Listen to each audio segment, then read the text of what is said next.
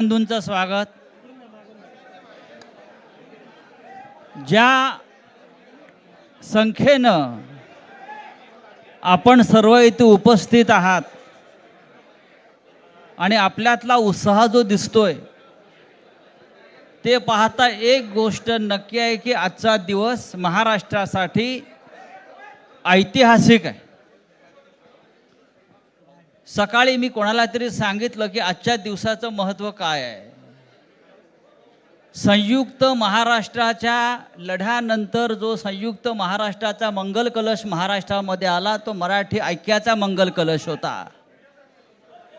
आणि आज पुन्हा एकदा हा मराठी ऐक्याचा मंगल कलश घेऊन सन्माननीय उद्धव ठाकरे आणि सन्माननीय राज ठाकरे आपल्या समोर आलेले आहेत.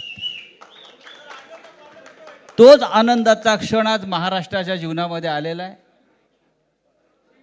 मी अजिबात यापुढे काही बोलणार नाही.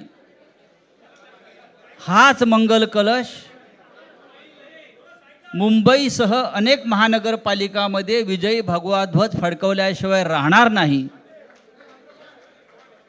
आणि या महाराष्ट्राला फक्त ठाकरेच नेतृत्व देऊ शकतात आणि महाराष्ट्र ठाकरेंच्याच मागे जाईल हे सांगणारी आजची पत्रकार परिषद आणि आजचा दिवस आहे.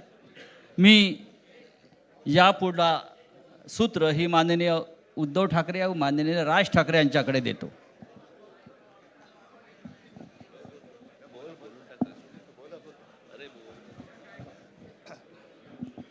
बघा एवढं आमचं एकमत झालेलं आहे. सर्वांचं स्वागत करतोय. आणि आता संजय राऊत यांनी संयुक्त महाराष्ट्राच्या लढ्याची आठवण करून दिली. तो जो मंगल कलश आणला गेला तो काही सत्यनारायणाच्या पूजेसारखा आणला गेला नाही. त्याच्या मागे खूप मोठा संघर्ष झालेला आहे.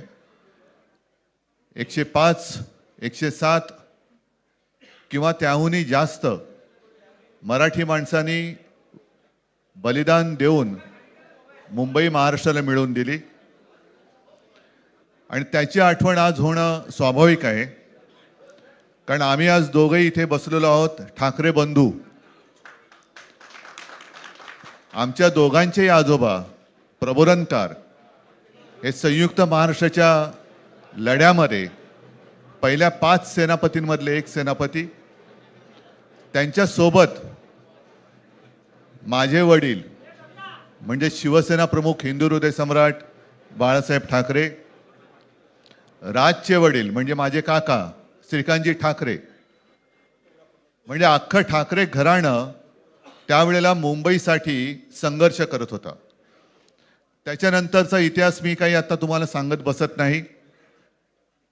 पण मुंबई महाराष्ट्राने मिळवल्यानंतर मुंबईमध्येच मराठी माणसाच्या उरावरती उपरे नाचायला लागले आणि त्यावेळेला न्याय हक्कासाठी शिवसेना प्रमुखांना शिवसेनेला जन्म द्यावा लागला.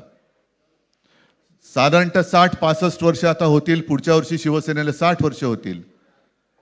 इतकी वर्ष व्यवस्थित गेली आणि आज परत आपण पाहतो आहोत की मुंबईचे लचके, मुंबईच्या चिंधड्या उडवायच्या हे मनसुबे त्यावेळेला ज्यांना मुंबई पाहिजे होती त्यांचेच प्रतिनिधी जे वरती दोघं जण, वरती म्हणजे इकडे नाही दिल्लीत बसलेले आहेत, त्यांचे मनसुबे आहेत. आणि आत्ता जर का आपण भांडत राहिलो तर मग तो जो काय संघर्ष, ते जे काय हुतात्मा स्मारक आहे त्याचा मोठा अपमान होईल. आज आम्ही आमचं कर्तव्य म्हणून एकत्र आलेलो आहोत आणि मी मागेच म्हटलं एकत्र आलो आहोत ते एकत्र राहण्यासाठी. यापुढे मुंबईवरती आणि महाराष्ट्रावरती कोणी वाकड्या नजरेने किंवा त्यांच्या कपटी कारस्थानाने महाराष्ट्राला मुंबईपासून किंवा मुंबईला महाराष्ट्रापासून, मराठी माणसापासून तोडण्याचा प्रयत्न करेल त्याचा राजकारणात खात्मा केल्याशिवाय राहणार नाही. शपथ घेऊन आम्ही मैदानात उतरलेलो आहोत. उत्साह अमाप आहे. मी तुमच्या सर्वांच्या माध्यमातून मला कल्पना आहे की आज केवळ महाराष्ट्रच नाही तर अख्खा देश बघतोय. मी सर्वांना विनंती करतोय, आवाहन करतोय आणि एक सूचना सुद्धा करतोय, कारण मागे विधानसभेच्या वेळेला भारतीय जनता पक्षाने जो एक अपप्रचार केला होता, बटेंगे तो कटेंगे, तसंच मी मराठी माणसाला सांगतोय की आता जर का चुकाल तर संपाल, आता जर का फुटाल तर पूर्णपणे संपून जाल. म्हणून परत एकदा तुटू नका, फुटू नका आणि मराठीचा वसा टाकू नका, हाच एक संदेश मी आमच्या आज दोघांच्या युतीच्या निमित्ताने संपूर्ण महाराष्ट्राला देतो आहे. आणि मला खात्री आहे की मराठी माणूस हा सहसा कोणाच्या वाटेला जात नाही, पण त्याच्या वाटेला जर का कोणी आलाच तर त्याला परत जाऊ देत नाही. मी सगळ्यांना परत मनापासून धन्यवाद देतो. आणि राज,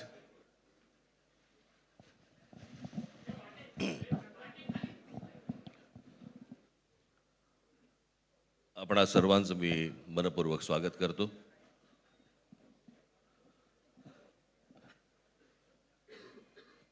जे काय बाकी बोलायचं आहे ते सगळं जाहीर सभा जेव्हा सुरू होतील त्यावेळेला बोलूच आम्ही. परंतु माझी एक मुलाखत झाली होती आणि मी मुद्दामून आठवण करून देतो त्या गोष्टींची. आणि त्या मुलाखतीमध्ये मी असं म्हटलं होतं की कुठल्याही वादापेक्षा आणि भांडणापेक्षा महाराष्ट्र मोठा आहे. आणि मला असं वाटतं तिथून त्या आज आम्ही एकत्र येण्याची सुरुवात त्या वाक्यापासून झाली.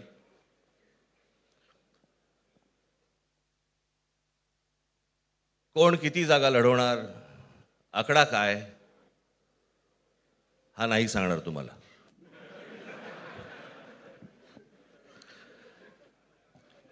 महाराष्ट्रामध्ये सध्या लहान मुलं पळवण्याची खूप टोळ्या फिरतायत. त्याच्यामध्ये 2 टोळ्या अजून जास्ती ॲड झालेल्या आहेत. ते राजकीय पक्षांमधली मुलं पळवतात आणि जे निवडणुका लढवणार आहेत त्या लढवणाऱ्या सर्व उमेदवारांना दोन्ही पक्षांकडनं उमेदवारी दिली जाईल. ती कधी भरायची, केव्हा भरायची ते आपल्याला कळवलं जाईल. आज फक्त आपल्या समोर एकच गोष्ट मी आपल्याला सांगू इच्छितो की बरेच दिवस याची प्रतीक्षा महाराष्ट्र करत होता. ती शिवसेना आणि महाराष्ट्र नवनिर्माण सेनेची युती झाली हे आज आम्ही आपल्याला जाहीर करत आहोत.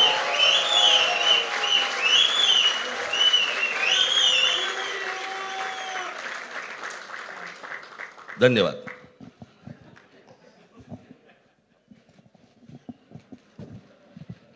आकड्याचा खेळ संपला ते बरं झालं. नाही, आकड्यांचा खेळ आता सांगायचं नाही.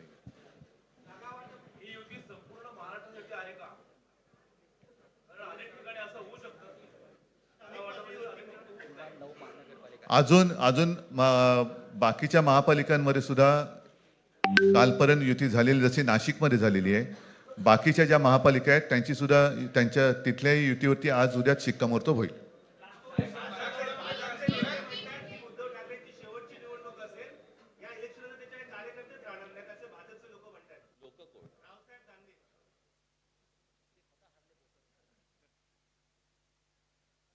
त्यांच्यावरती प्रतिक्रिया देण्याच्या तरी पातळीचे राहिलेत का ते? त्याला त्यांच्या पक्षात सुद्धा कोण विचारत नाही. जाऊ दे. मला असं वाटतं की उत्तरं देवांना द्यावीत, दानवांना नाहीत.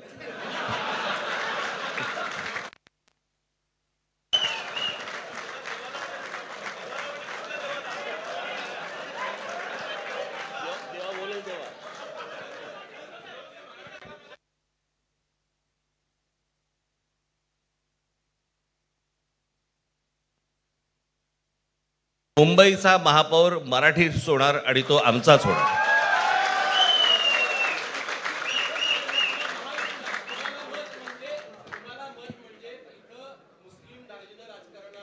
मला असं वाटतं की एक मुख्यमंत्र्यांचा व्हिडिओ पण फिरतोय ज्याच्यामध्ये ते अल्ला हाफिज असं म्हणलेत, बरोबर ना? तर या गोष्टी त्यांनी सांगू नयेत. माझ्याकडे खूप व्हिडिओज आहेत.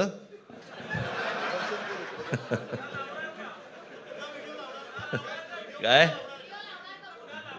ते काय बोलतात त्याच्यावरती माझे व्हिडिओ तयार असतील.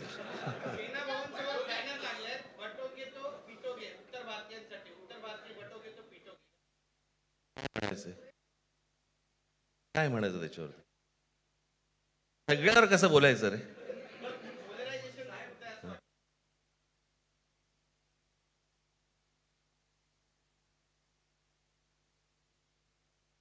मला असं वाटतं आज मुंबईचं मी तुमच्यासमोर आम्ही जाहीर करत आहोत आणि बाकीच्या जशा अशा होतील तशा तुम्हाला कळवलं जातील.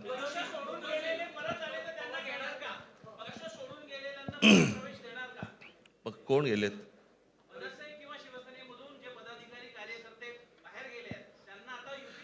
येऊ तर देत पहिलं.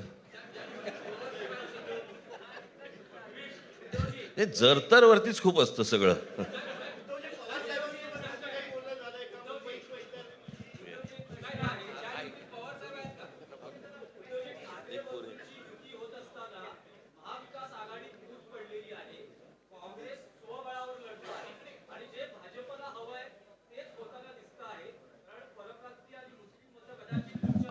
भाजपला काय हवंय ते भाजपने पाहावं, मराठी माणसाला काय पाहिजे ते आम्ही पाहतो.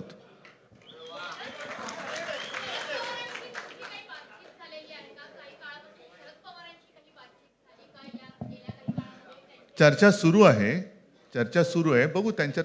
आम्ही आज आमची युती जाहीर केलेली आहे, शिवसेना आणि महाराष्ट्र नवनिर्माण सेना.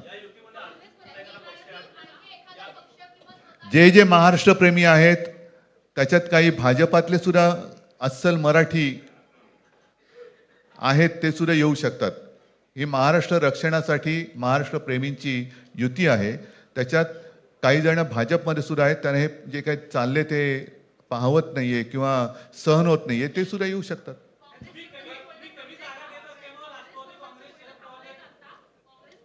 काँग्रेसने जर जाहीर केलं ना, हो मग आता म्हणजे आणखीन काय बोलायचं? तोडलं का तोडलं का?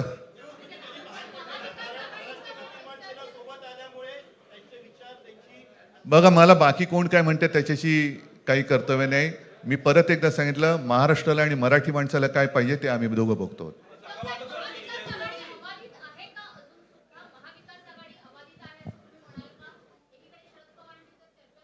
सगळे पक्ष बाहेर पडून आघाडी अबाधित आहे.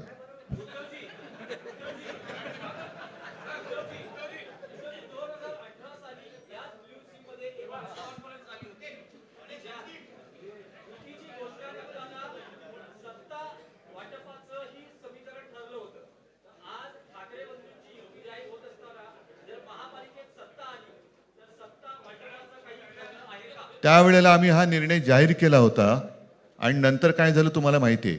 म्हणून आज आम्ही तो निर्णय जाहीर करत नाही आहोत.